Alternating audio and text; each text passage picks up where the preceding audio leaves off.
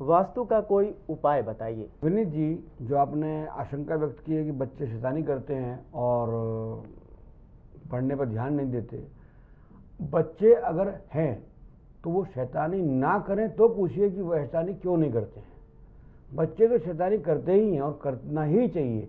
अरे शैतानी कोई बड़े लोग थोड़ा ना करेंगे, बच्चों को शैतानी करते हैं तो हाँ, अगर वो बहुत ज़्यादा है, सचमुच वे पढ़ाई नहीं करते हैं या नहीं पढ़ते हैं, तो आप उनके लिए अब उनके कमरे में थोड़ा सा कहीं पर भी कोई काले रंग का कोई पेंट या कोई चीज़ आप वस्तु आप रख सकते हैं।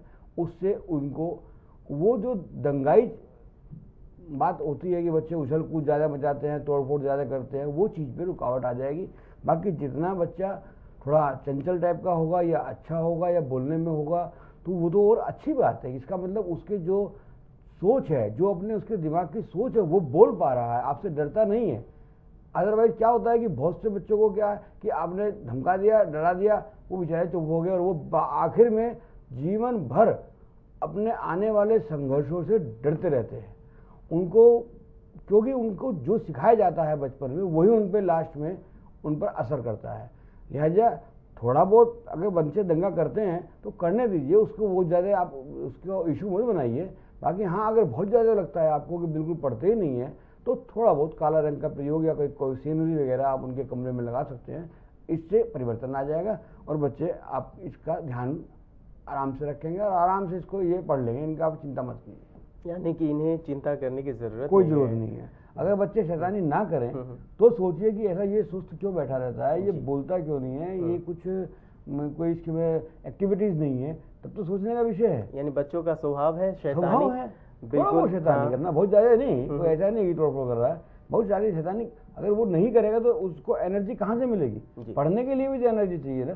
जो पढ़ने के लिए एनर्जी चाहिए तो वो भी उसको गेन करनी है। और वो जब तक थोड़ा बहुत खेले कूदेगा नहीं, ये नहीं करेगा, तो वो कोई ऐसा तो है नहीं कि आपने कहा तो बैठ जाओ और इसको पढ़ना पड़ेगा, तो जो उसका पढ़ने में ध्यान नहीं होगा, अगर उस समय में क्या होगा, उसका ध्यान आपके ऊपर होगा।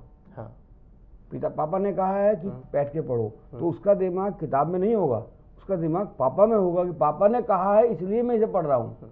यानी कि उन्हें सब चीज का सिस्टमेटिक ढंग कर देना चाहिए कि इस समय खेलना भी है, पढ़ना भी है। पढ़ना, खेलो पढ़ो, दोनों चीजें। उसको खुद चिंता है, वो भी ऐसा नहीं है। आज के परिप्रेक्ष्य में बच्चों को खुद चिंता रहती है कि मुझे पास भी होना है।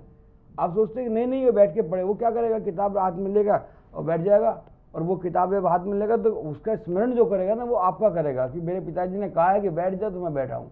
तो लिहाजा उससे कोई फायदा नहीं है। उसको खेलने भी तो समय पे खेले, समय पे पढ़े। तो विनीत जैन जी, आप समझ गए होंगे कि बच्चे शैतानी तो करते हैं लेकिन साथ ही साथ वो पढ़ेंगे भी। थोड़ा सा आप गाइडेंस उन्हें दीजिए तो वो पढ़ाई में भी ध्यान लगाएंगे और आपके समस्या का समाधान जरूर मिल गया होगा। लेकिन समस्याएं ज़्यादा है, समय बहुत कम है और समय इशारा कर रहा है जाने को। तो सर, आज के लिए बहुत बहुत आपका धन्यवाद कि आप हमारे स्टूडियो में आए और हमारे दर्शकों का मार्गदर्शन किया।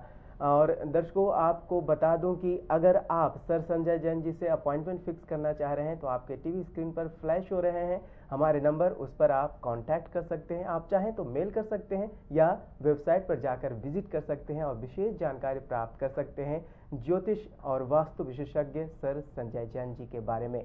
आज के लिए वास्तु ज्योतिष सागर कार्यक्रम में इतना ही। अगले अंक में फिर हाजिर होंगे हम और हमारे साथ उपस्थित रहेंगे सर संजय जैन जी।